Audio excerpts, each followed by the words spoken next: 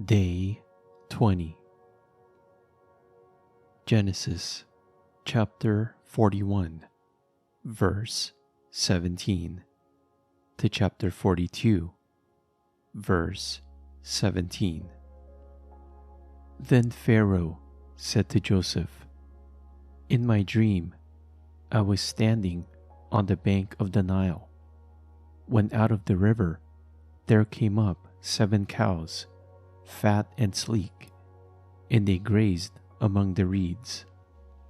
After them 7 other cows came up, scrawny and very ugly and lean.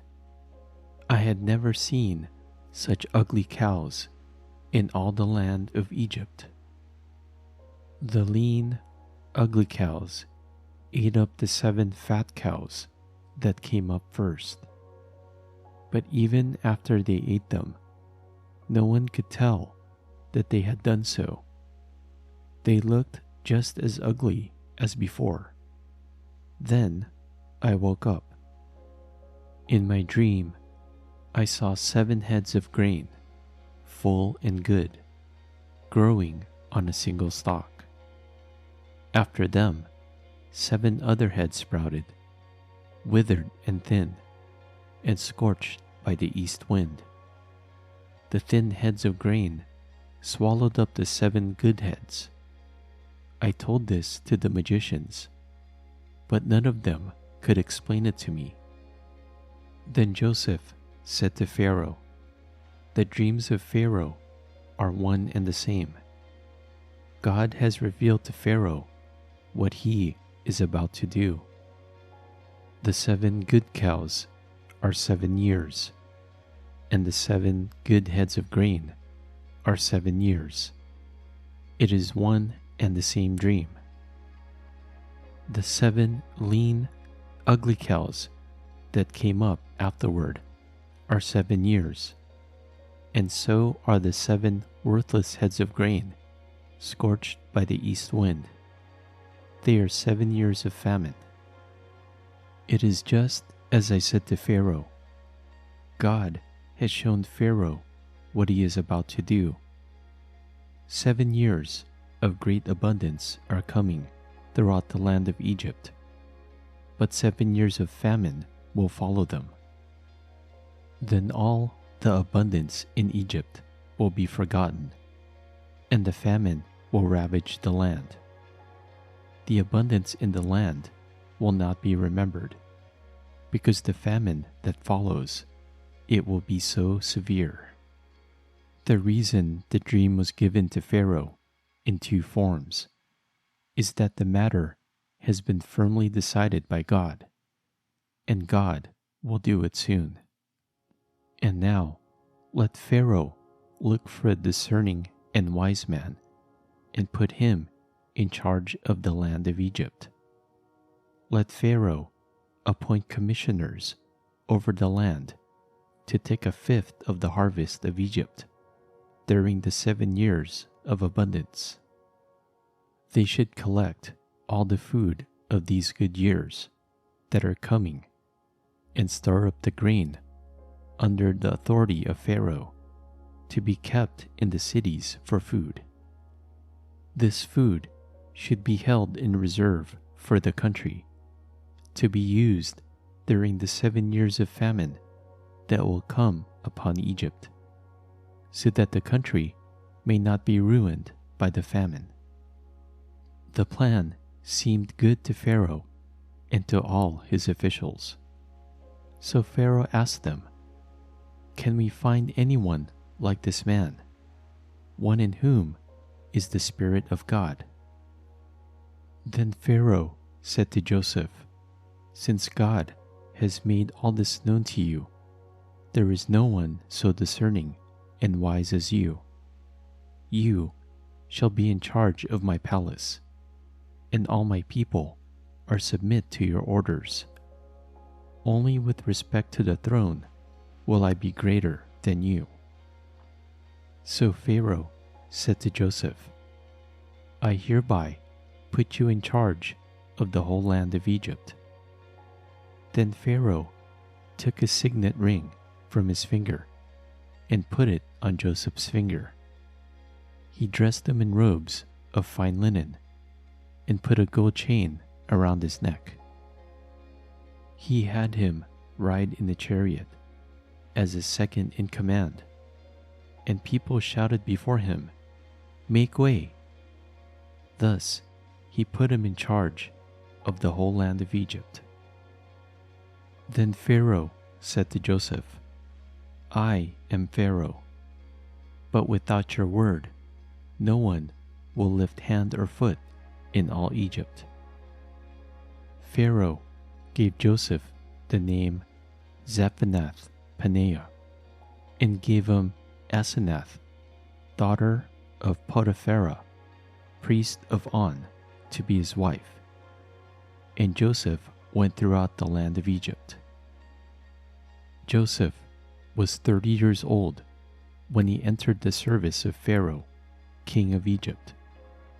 And Joseph went out from Pharaoh's presence and traveled throughout Egypt. During the 7 years of abundance, the land produced plentifully.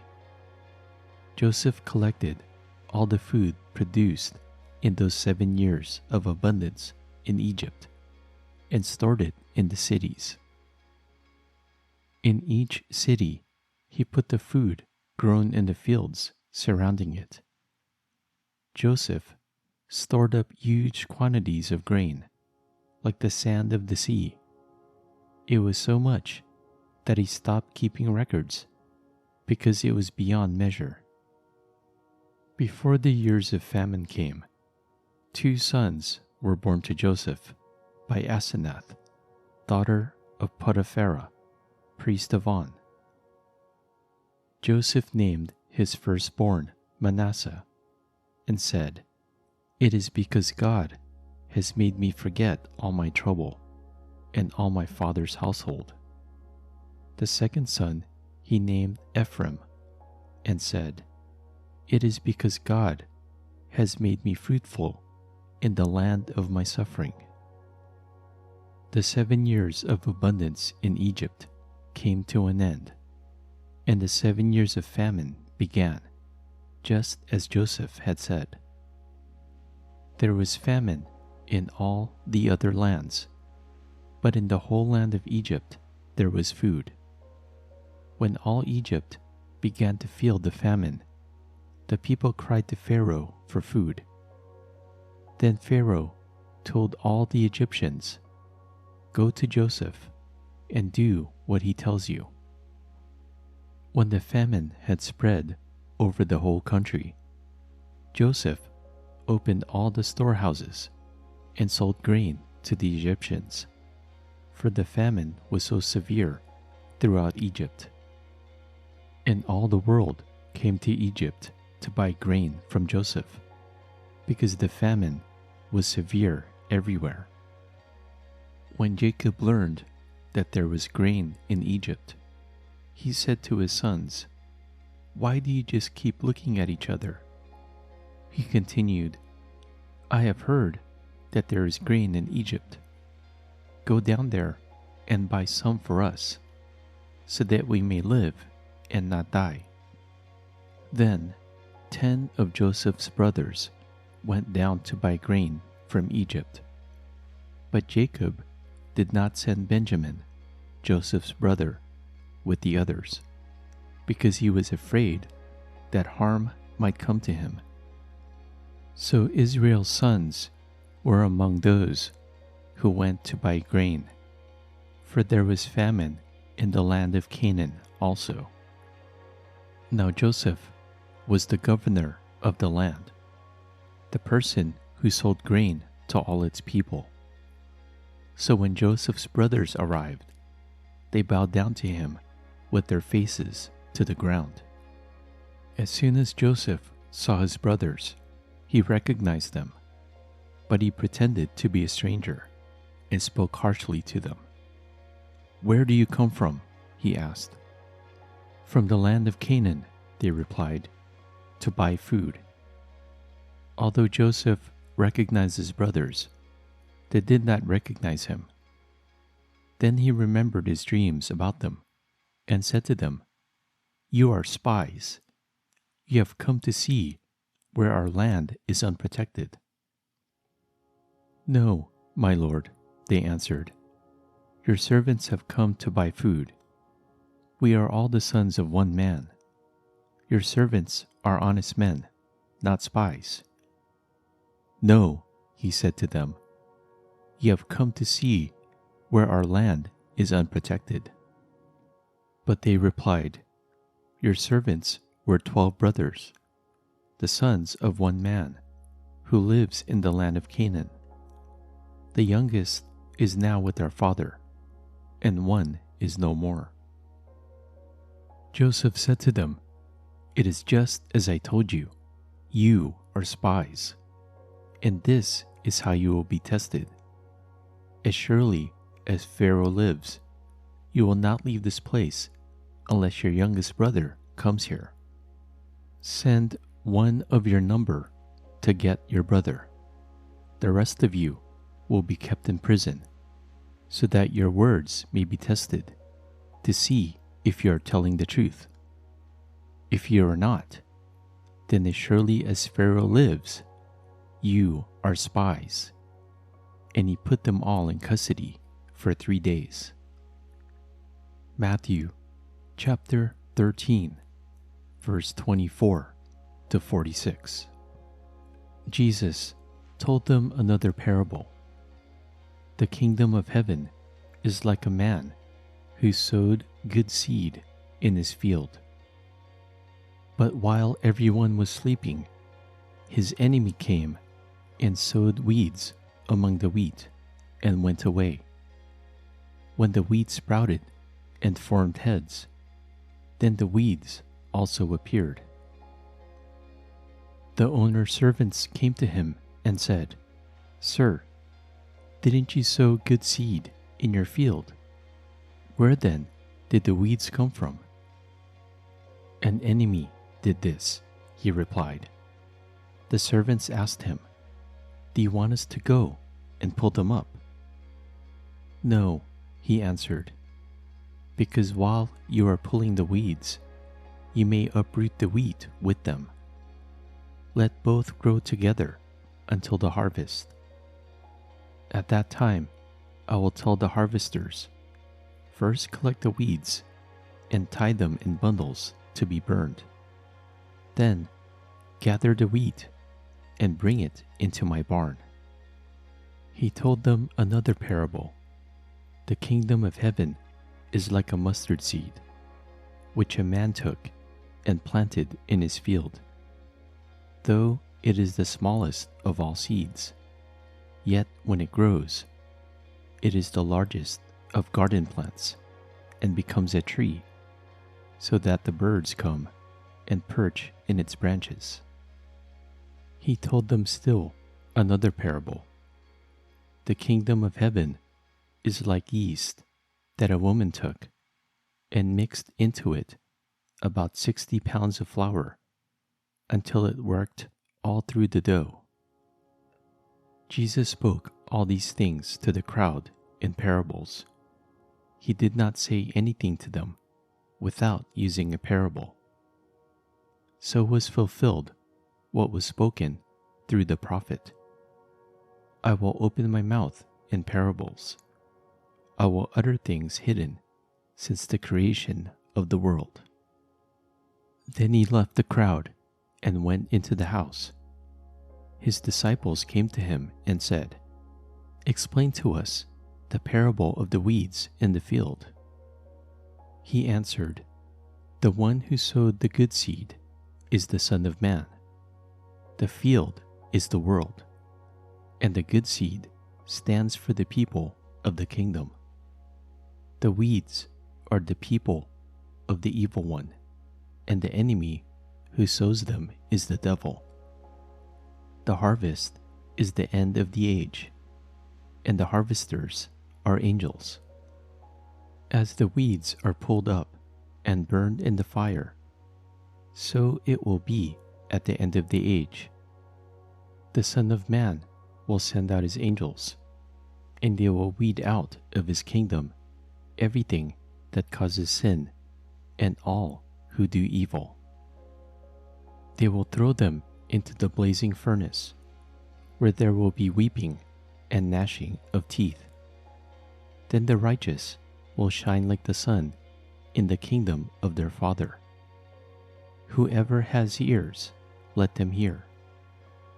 The kingdom of heaven is like treasure hidden in a field.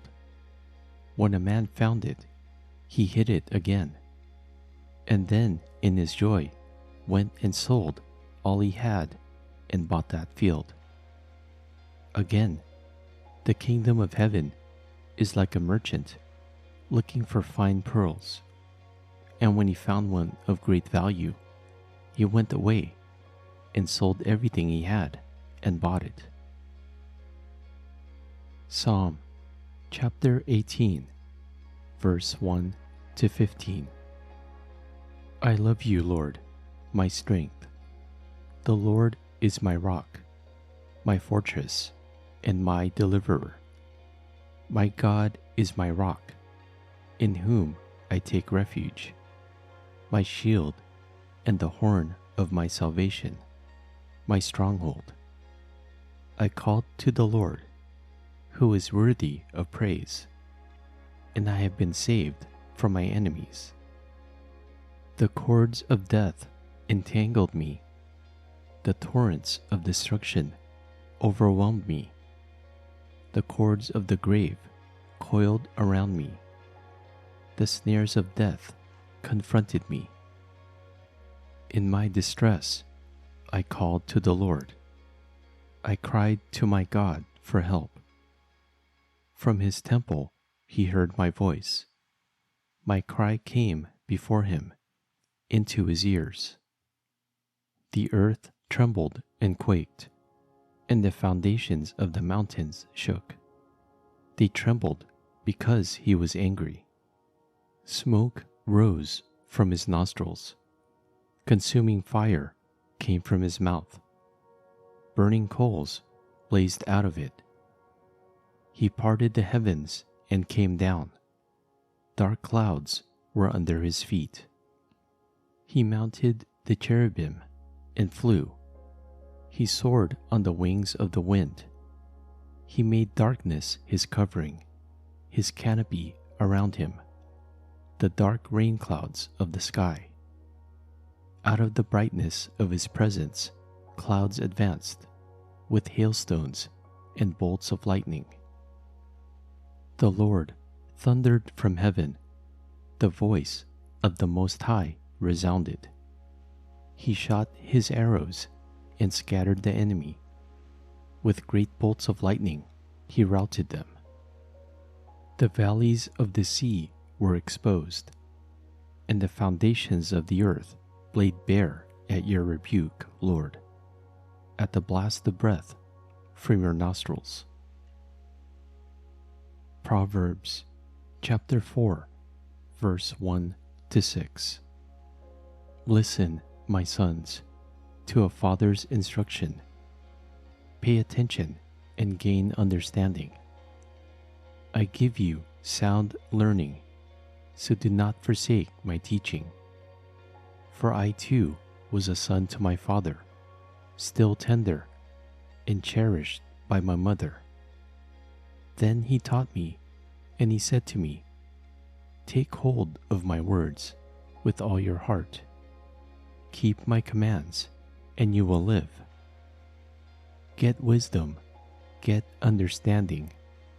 Do not forget my words, or turn away from them.